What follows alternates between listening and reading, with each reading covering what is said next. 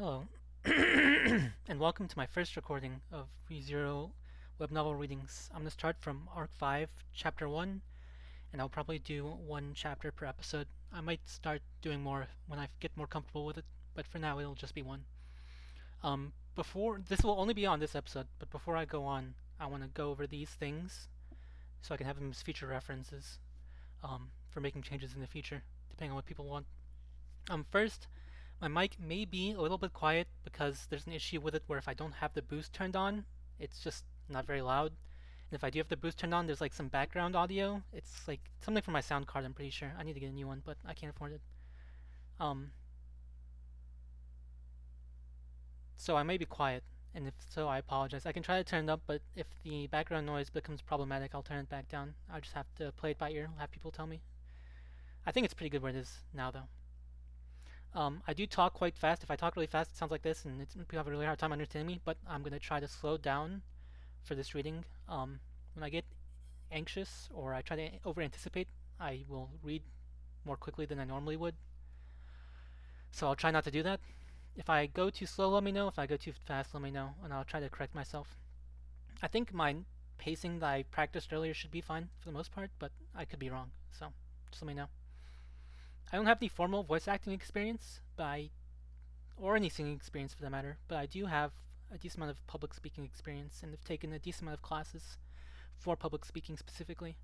So I'm fairly comfortable speaking to an audience, and I've given speeches in front of large crowds before with no issue. Clouds, XD. Um, People say that they like my voice. I'm not sure if you guys will. Hopefully you do. Otherwise you wouldn't be listening, I suppose. Specifically about the reading. Oh yeah, so I can try to do voices. It's not my forte. I used to do it a lot when I was a kid. I would mess around and try to copy voices and stuff, but it's not something I do very often anymore. But it's something I have done in preparation for this as practice. It will be a bit difficult, especially when there's a lot of dialogue. But I'm not going to do it for this first chapter. But if people want me to, I will try to do it in the future, and we'll see. We'll play it by ear. I might not continue doing it. We'll back and forth. We'll try it. And when there's dialogue, there sorry, I tried to pull up something you can't see. When there's dialogue, it says the character's name or has question marks before they start talking. I'm not going to say their names, or I'm going to try not to say their names when I say their dialogue. But if it becomes difficult to follow along, I will start saying it. It's up to you guys. You just let me know. Images and music. I am going to have PowerPoints of images, hopefully, to go along with the readings. But not for this first one, because this is just like a practice run. I'm just gonna see if there's an audience, and probably won't be, but I don't care. I'll probably keep doing it anyways, because I'm just crazy. I enjoy making content for myself, basically. And I was looking for something like this, and I couldn't find it, except for there's like one other channel that has group readings, which is phenomenal. I wanted something for myself. Like if I wanted to go and listen to something on YouTube, I'm gonna make something that I would want to listen to. So that's what this is basically. I'm not gonna put music. I find it distracting when I play games, and I find it distracting when I do most things. I usually only listen to music when I'm driving. But if people want music, I will put music in because it adds to the atmosphere. It adds to the atmosphere heavily. It really makes it really you feel involved more closely. But I don't know how I'm gonna do music. I'm not familiar with copyright-free music, and I don't really know what kind of music I would need to put in to suit the what's it called? Atmosphere. That's a good way to phrase it. It would take a lot more time if I was going to do music, which is fine. But I think that's it. So let's make sure that this is working. Hide this, show this. Oh, there's a black bar. Let's see if we can fix this real quick. I did not look at this beforehand. I should have though. Where was it? There's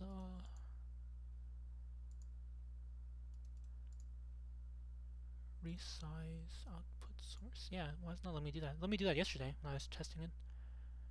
Let's remove this. Oh, that's fine. We'll just do this. You'll see my address bar for now. I'm gonna try to get it so you don't see any of this extra stuff on this side because it's distracting and unnecessary. But I'm gonna start. In 3, 2, 1, now. Arc 5, Chapter 1. It always starts with a visitor. He broke into a sprint, launching himself forward. Air breezed over the sweat, dripping from his brow to his eyes. He blinked it away, ignoring it. His, lung, his lungs ached with every breath, his innards twisted into knots. He gritted his teeth and dispelled all his pain. The only thing left in his mind was the word goal. Someone was yelling far in the distance. Their voice drew ever nearer, closing in on Subaru as he ran. With their call as his landmark, as his beacon, he sprinted forward, onward. The frantic voice beckoned him. Heedless of the white light swamping his vision, he ran, and goal, in fact! The second he crossed the finish line clumsily drawn underfoot, the heavens and earth swapped places. Small weeds poked into the crown of his head, and Subaru instantly put his hand to the ground for a forward roll. The habitual action killed his momentum, and with two more unneeded rolls, he landed, sprawled out on the ground. Bah! Ah! Everything stings, everything hurts, but it's over. I did it. Breathing breath after ragged breath, he still found it in him to shout. He complained to invigorate his faltering heart. He must not feel that his fatigue was simply wear, or that his effort was simply exertion. He must remember that it was not the end, and that there was still more to come. Every time he tried to dictate where the finish line was located, to give himself that satisfaction, Subaru put his hand to his chest and thought of that night. Good job, Subaru, I suppose. A small silhouette entered Subaru's view from above, an adorable girl with long, cream hair and an extravagant outfit, Beatrice. Her fluttering dress looked out of place in the meadow as she presented Subaru with a towel. He accepted it and vigorously toweled his head dry. Ah, thanks. Was looking to cool down, so this is perfect. I'll tell you that Petra cooled it before you go pinning this on me, in fact. Go thank her, and she will be so happy she will jump, I suppose. As expected, Petra's really considerate. But man, it's weird to see you out here, Bayako. Something putting you in a different mood than usual? Subaru swings his arms as he sat up and slid over to Beatrice. She put her hand to her hip, averting her gaze. Just whimsy, in fact. Oh, wow, so it was whimsy, huh? And I wanted to personally see what you're like when you're putting in your best, I suppose. While keeping her gaze averted, Beatrice easily unveiled her hidden intentions. She was so much more straightforward now. Subaru keenly felt that time had earned him her trust. Beatrice looked like she was about to say something to Subaru as he grinned, but now, this must involve more than just gallivanting about. In fact, what comes next, I suppose?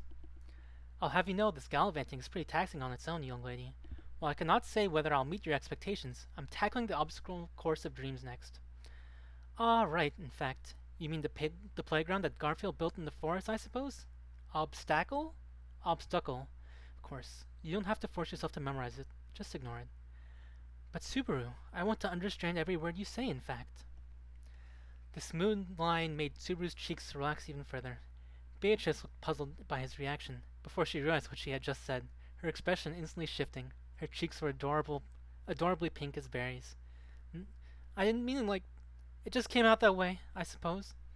No. No worries. I know exactly what you meant. Everything's cool. I love you too. You know nothing. You know exactly nothing, in fact. Subaru chuckled as he jumped to his feet and scooped a sour-faced Beatrice into his arms. She looked displeased in his hold, but made no complaints about being carried. Subaru, you reek of sweat, I suppose. Breathe with your mouth then, or just drain the mana directly. I'll sap you dry if that's what you're asking, in fact. You're gonna be the one crying after that. As if, I suppose. Cease your nonsense, in fact. With Beatrice in his arms, Subaru broke into a run. His breathing returned to normal during their banter.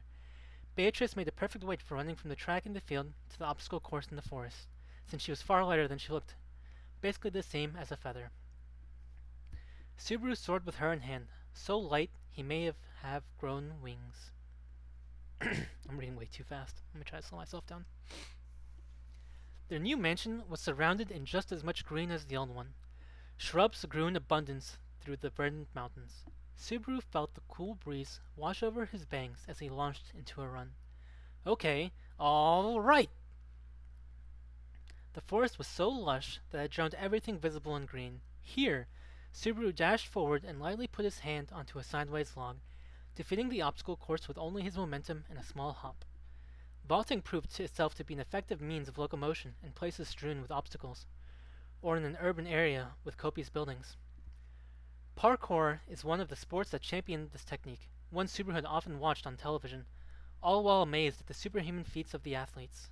He had never anticipated once that he would be training himself in this field. Hup, ha, okay. The climbing apparatus was the star of this obstacle course that Subaru had gotten Garfield to construct. The central pillar was composed of one large post, while logs were assembled together in the space around it. It was essentially a classical jungle gym, but with a slight avant-garde flair.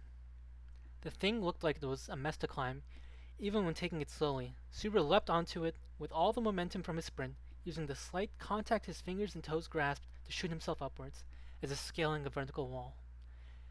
He raced quicker than the eye could see, all the way to the top of the jungle gym, but there was still more to this stunt, and more purpose to this gym. Hup, hup, hup! Subaru reached a slight footing at the peak before hopping to the uppermost point of the structure. He gazed down. It looked like there were 6 meters until the bottom. Obviously, obviously nothing was laid upon the wild, mossy ground. While the earth may have been soft once, it was now well trodden and hard, meaning the terrifying fall was definitely going to hurt. However, ha! Without any hesitation, Subaru leapt down to the hard earth. Entirely independent as he was, this jump made me appear like his usual recklessness had gotten even worse. But Subaru unhesitatingly stretched out his legs and contacted the ground. Suffering the pain of the impact, he writhed in hideous agony. Or not. Subaru bent his legs and ducked to dissolve the impact, breaking into a forward roll to further avoid damage. One more roll, another onto his hands and knees before he darted to his feet, sustaining no injury at all. He merely brushed himself off, wiping the dirt from his tracksuit. This was yet another stunt found in parkour, the land and roll. The stunt involved a landing combined with a roll to disperse the impact, allowing one to safely fall from moderate heights. While it was no big deal for superhumans, it was a question of life or death for an ordinary human Subaru. Just practicing this technique should broaden the range of things he was able to do. So that's basically it. Does that improve your opinion of me? Subaru spread his arms wide and looked to Beatrice, who had watched the whole thing. Beatrice sat calmly on the stump for spectators, her eyes widening. Honestly, I'm a little surprised, in fact. It did improve my opinion somewhat, I suppose. Did you fall in love with me all over again? Subaru, recently, Betty has been trouble deducing what you're trying to make her say, in fact. I only want you to say you love me. Beatrice's attitude already demonstrated more than enough. Subaru gave the red-faced, indignant Beatrice a smile before glancing behind him. As shown by that bit of parkour, part of the force had been repurposed into an obstacle course for Subaru. No one's going to complain about it, since it had been set up on Rosewall's land. But Subaru had to keep his honest urge to send Garfield occupationally into construction to himself. Having seen how the boy had easily cleared the timber and built such a thing, Garfield was surprisingly nimble-fingered and attuned to detail. Perhaps his young, reckless talent would continue to bloom in more fields in the future. Anyway, guess we're calling it here for today. Hurrah, I suppose. Subaru caught the towel that Beatrice had thrown to him and wiped off his sweat as he had done previously in the field. Then he stretched his legs, waist, and so on. The old world had already driven the importance of lumbering up into him. But now that he was seriously exercising his body, he truly did feel the effects. He was still unable to do a split, but he had grown more flexible. He put his foot to a nearby tree trunk and stretched his body out. When he sat himself and spread his legs, Beatrice walked over behind him and pressed him down, letting him fall forward. Done stretching? Alrighty then, let's get ourselves back to the mansion and blob out. Indeed, in fact. The comment would have earned him an insult before, but Beatrice accepted it without argument. She was both accustomed to how Subaru handled her and responding to it. Beatrice reached out to him. Subaru accepting, and hand in hand, they exited the forest. Beako, are you holding back on the mana drain? It feels like you're taking less than usual. I'm at least considerate enough to take care when you're exhausted, I suppose. My. It's incredible how your opinions change in just 2 short hours. But I don't want you to suffer from this. Go back to the usual. Subaru smiled wryly at Beatrice as he lifted their linked hands. She glanced She glanced aside at him and sighed. Instantly, the usual sensation hit. Beatrice was directly entering the interior of Subaru's closed gate, via back door dedicated to extracting mana from Subaru, without passing through the gate. Only she could use this back door, and was Subaru's lifeline. Subaru's abused gate had completely stopped functioning, but the loss of his gate did not stop his Aud from generating slight amounts of mana. Rather, it was proceeding to generate more and more mana despite the lack of an outlet. If left like this, the mana inside Subaru would frenzy, and he would pop like an overinflated frog, according to Subaru's understanding. But, leaving aside whether he would actually explode, Beatrice had informed him of the danger. Since the mana exchange required to preserve their contract resolved this issue simultaneously, Subaru and Beatrice absolutely needed to have physical contact at least once per day. Subaru was constantly stockpiling tiny loads of mana, and Beatrice needed mana to function, both in terms of constitution and personality. Their compatibility was excellent, although, if you could drain the mana of people other than your contractor, we could easily keep you in Mega Lolly mode. Don't you go thinking that, I suppose. I thought we had come to an agreement about that ages ago, in fact. And you are amassing mana, even if in small amounts, I suppose. Even if it's tinier than a little bird's teardrops. Beatrice had a peculiarity where she could only drain the mana of her contractor. She had been constantly and randomly drawing mana from people in Roswell's mansion before, but apparently that had involved using the Forbidden Library as a mediator. The Forbidden Library had been arranged to drain mana from entities inside the mansion, so it mediated my mana intake, in fact. That had been Beatrice's explanation. So the plan to drain mana from Garfield, who looked to have an excess of the stuff, or from Amelia, who had initially struggled with her vast mana pool, was a complete wash. It was like someone silently telling him that it was obvious, and that it wouldn't work out perfectly. But, while it had disappointed him at first, he was glad for it now. Touching Beatrice was now a ritual that represented more than just their relationship, and he liked feeling the reality of their connection. The relationship between Subaru, the spiritual arts user, and Beatrice, the Great Spirit, differed from some of those normal spiritual art users. They needed to recognize how their partnership represented them by doing things like this. I'm done, in fact. This is enough to fill me for today, I suppose. Oh, okay, nothing to it. I've already decided not to comment on your bravado, in fact.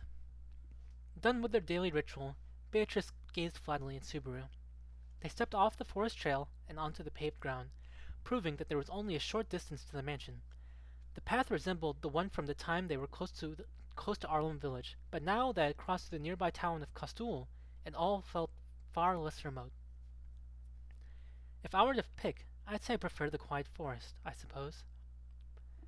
I think noisy towns and quiet forests both have their own appeal. I wouldn't pick one over the other, but since the capital is the only big city I've seen so far, Costul feels pretty novel. In fact, Subaru, your ideas are mismatched with Betty's, I suppose. Beatrice pouted in clear dissatisfaction. Subaru pulled her onward, chiding her with a yeah, as he turned towards the path going towards the mansion.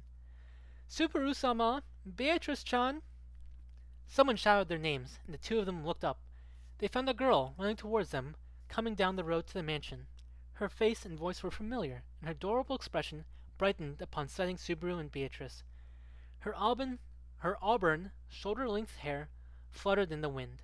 The cat-like roundness of her eyes gave her expressive face even more charm. Anyone would catch themselves smiling at her friendly, lovable attitude. A sweet wildflower out of anyone's reach.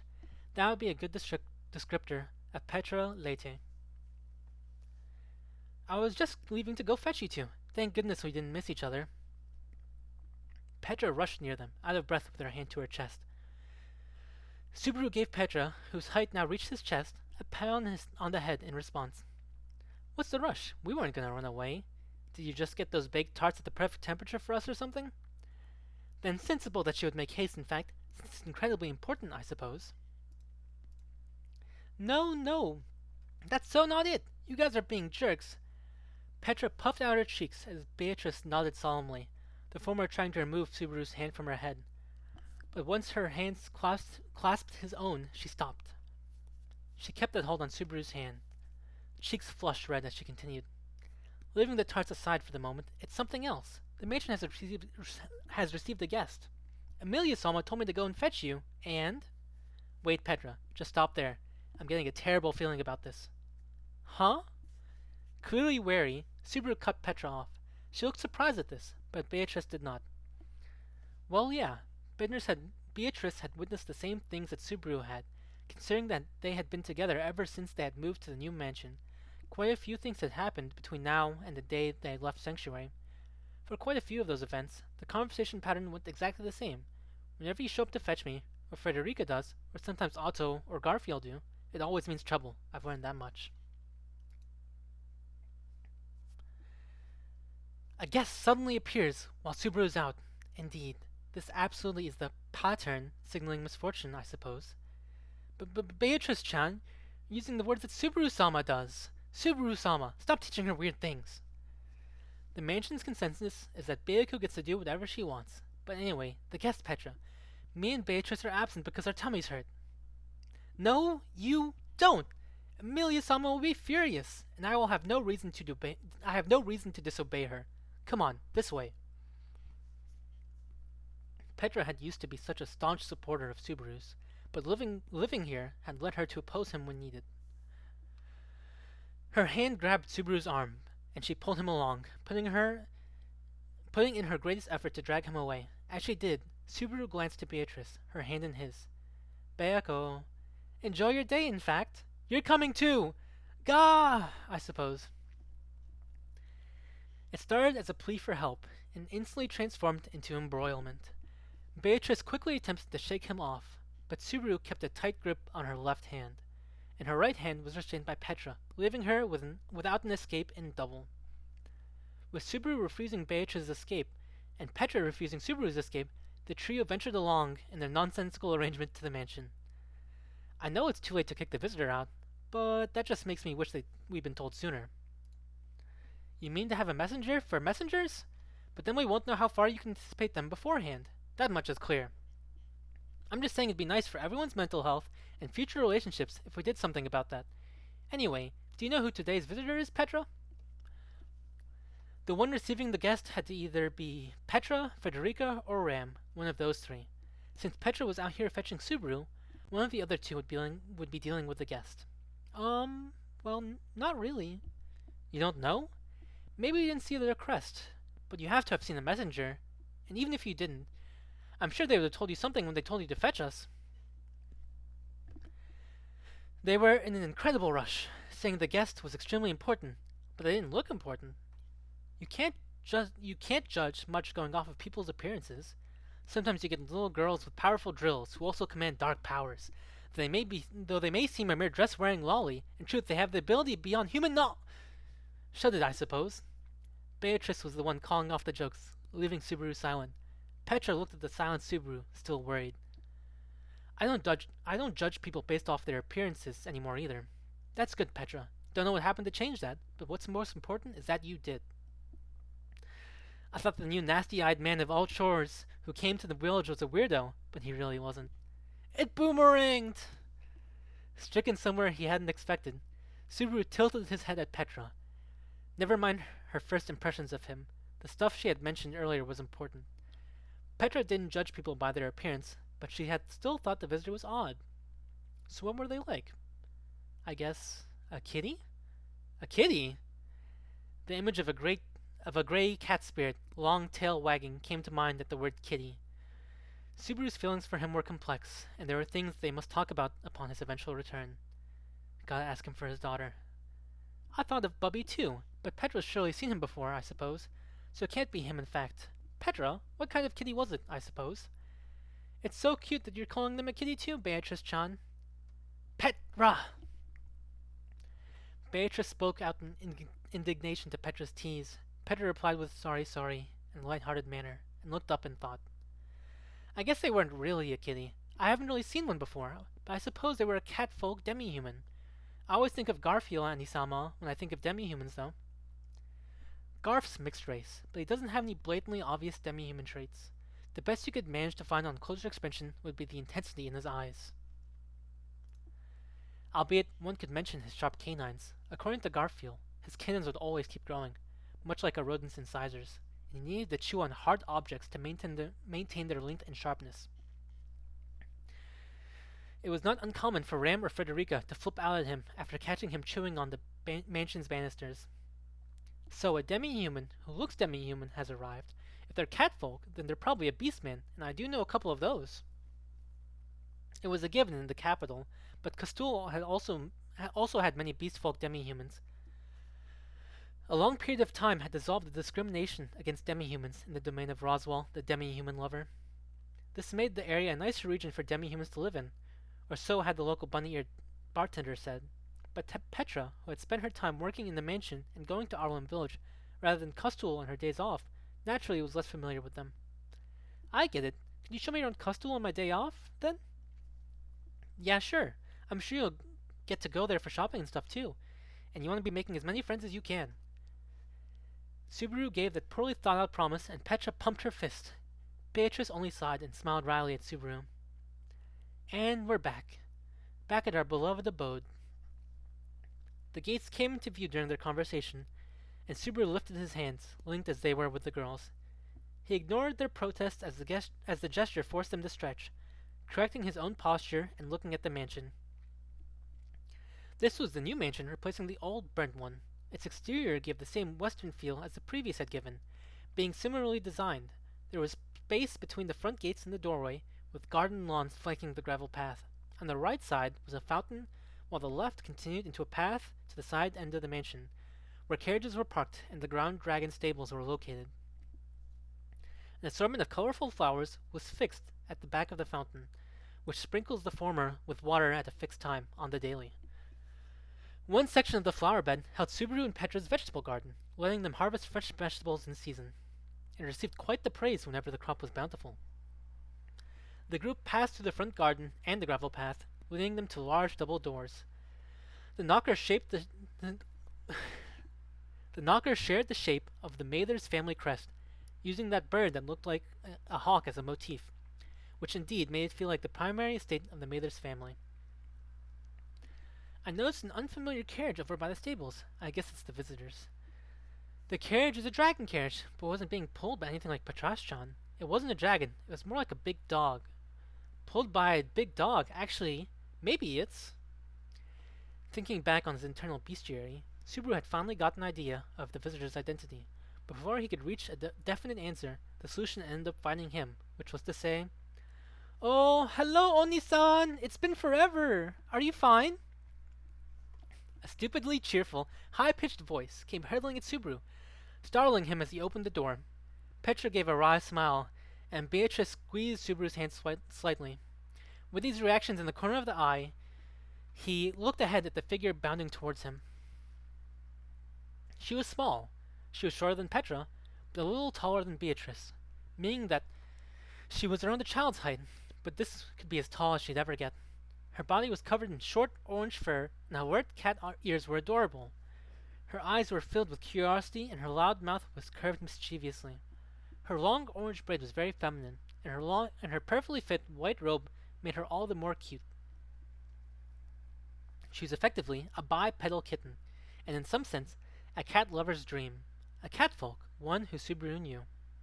"Mimi! It's been ages. You're as full of energy as always." Yep. I'm super duper full of energy. You get it, mister. And I even grew bigger, and now I'm an adult. Mimi put her hand to her hip, smirking boastfully as her tail swayed to and fro.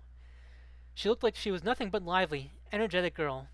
But actually she was the vice captain of the Iron Fang Mercenary Company, composed solely of beastmen, with considerable fighting prowess and many other surprises. She had once helped Subaru in fighting the white whale and Betelgeuse, and shared his tendency to be excessively friendly and familiar with anyone, which perhaps made her the best friend he had unaffectedly made during the whole affair.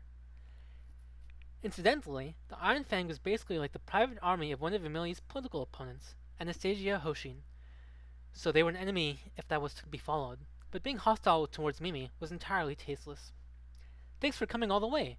Right, introductions. This cute maid here is Petra. She's an upcoming almighty maid who works in our mansion, and this blatantly wary lolly is Beatrice." "Okay, I got it. Petra's the maid, and this is Subaru's baby. Got it. I won't forget it." I feel she's remembering me, By hideously improper means, in fact. Beatrice was trembling, hiding behind Subaru's back. It seemed she was scared of Mimi, and how unforgivably forward she was. Mimi mercilessly dived into her without hesitation. What? You'll never be big like me if you shrink up like that. Come on, get out of here. Out you get. Well, no, what? Stop, I suppose. Bay doesn't mind being small, and you're too small to be saying this anyway, in fact. Mm-hmm. Listen to the rookie. I'm huge inside, so my outsides are going to catch up to me before long. The boss said so. It's nonsense, I suppose. Mimi pulled Beatrice to the front, manhandling her entirely. Beatrice looked to Subaru for rescue, but as he enjoyed watching her being people-shy while also making friends, he simply watched over her with a fatherly look. Subaru-sama, Beatrice-chan is looking to you in sheer terror. People mature by battling their weaknesses. Beiko is a little too averse to new things, so it's best for her to start developing the challenger's mentality now. Let's watch her in silence, Mom. Mom, yes, let's. Subaru sensed his mistake as he saw Petra blush and fall silent, but correcting it would be a mess, so he decided to go along with it. He turned his attention to Mimi, dancing circles around the room with a tight grip on Beatrice's hand. Subaru, so if you're here... Oh, sorry. So if you're here, then there are others. Are your brother or Ricardo with you? Also, I'd really not have that goddamn Julius showing up without booking in first. Anastasia's knight, Julius Euculius, had a very complicated relationship with Subaru. Subaru had doubted he can be sincere with Julius even when seeing him face to face. Subaru knew he had some trouble dealing with Anastasia, but she was still preferable to Julius. But Mimi cast aside Subaru's worries with a shake of her head. Nope, not Hetero, or TV, or the boss, or Julius, or the lady are here. It's just me. I'm here all on my own. Mm-hmm. That's impressive and all, but what are you here for then? Oh, right. Mimi tilted her head before pouncing onto Beatrice. Mimi smiled a sunny smile as she ignored Beatrice hurrying to support her. I'm inviting you to a party. The lady said let's all hang out, so here I am to invite you. I'm super excited. Super excited! That's the end of chapter 1. It's longer than I expected. My mouth hurts. Not gonna lie. God, I was so good about not saying the names until the very last page. But that's fine. Hope you guys enjoyed. I'm not sure how often I will record these. I'm probably gonna do one every Saturday or every Sunday. I'm doing this one on a Tuesday because it's just...